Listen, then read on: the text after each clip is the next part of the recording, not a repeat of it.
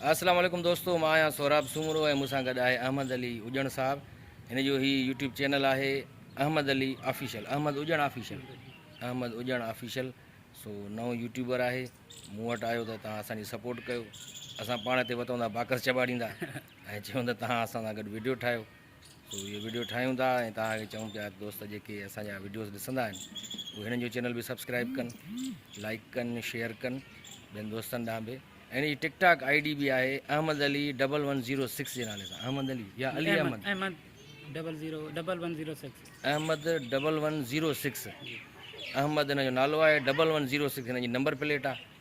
सो इहा TikTok I D आहे, उनखे बि फॉलो कयो, लाइक कयो, शेयर कयो ऐं पंहिंजे दोस्तनि जी, पंहिंजे सिंधी नौजवाननि जी सपोर्ट कयो। स्टूडेंट आहे इशालत यूनिवर्सिटी खैरपुर में पढ़े पियो ऐं स्पेशली गंबट खां आयो आहे मूंसां मिलणु ऐं इन सिलसिले में त तव्हां असां सां वीडियो ठाहियो त जीअं असां बि मशहूरु थियूं।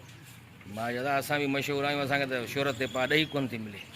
हाणे दोस्त हाणे आयो आहे अहमद अली उजण साहब, महिनत कयो भाउ पंहिंजी ऐं वीडियोज़ ठाहियो। इनशाला यूट्यूब जेको आहे आहिस्ते आहिस्ते इहो ग्रो कंदो। तव्हांजो चैनल बि आहे महिनत ते, डेली वीडियो रखो, कोई न कोई वीडियो तव्हांजो अचणु खपे। 24 कलाक जीअं पूरा थियनि त पोइ तव्हांजी जीअं चवंदा आहिनि त चोर जी बि महिनत ज़ाया न थींदी आहे, तव्हां त वरी बि साध आहियो।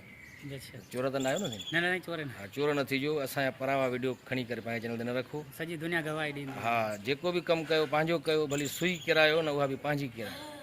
परावो वीडियो न रखो, परावो म्यूज़िक न रखो। म्यूज़िक तव्हांखे खपे त यूट्यूब जी म्यूज़िक लाइब्रेरी आहे विदाउट क्लेम वारी, विदाउट कॉपीराइट्स, उहा रखो। उन म्यूज़िक लॻाए सघो था, पंहिंजा व्लॉग्स बि ठाहियो। ठीकु आहे न बाबा? जी जी। सो अहमद उजण ऑफिशियल यूट्यूब चैनल आहे। आख़िर में तव्हांखे वरी ॿुधाईंदो हलां, हिनखे लाइक कयो, सब्सक्राइब कयो, शेयर कयो। वरी महिरबानी।